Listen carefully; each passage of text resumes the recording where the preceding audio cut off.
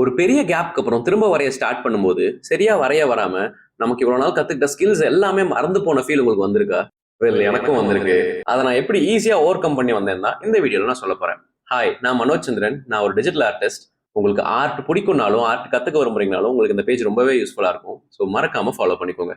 ஒரு பிரேக்கு அப்புறம் திரும்ப வரைய ஸ்டார்ட் பண்ணும்போது நம்ம கடைசியா எந்த லெவல்ல வரைஞ்சிட்டு இருந்தோமோ அதே ஸ்கில்லோட வரையறது கொஞ்சம் கஷ்டம் தான். ஆனா இந்த ஃபேஸ்ல டிராயிங் ஜேர்னியவே விட்டு போன நிறைய பேர்த்த நான் பார்த்திருக்கேன். இதுக்கான சொல்யூஷன் ரொம்பவே சிம்பிள்.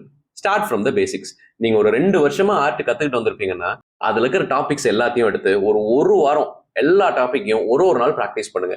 என்னோட பேசிக்ஸ் நான் என்னெல்லாம் ப்ராக்டிஸ் பண்ணேன்னா சர்க்கிள்ஸ், லைன்ஸ், ப்ரெஷர் ப்ராக்டிஸ், பேசிக் ஷேடிங், ஹேட்சிங், பேசிக் ஷேப்ஸ், ஸ்டில் லைஃப்னு இப்படி கொஞ்சம் கொஞ்சமா ப்ராக்டிஸ் பண்ணேன்.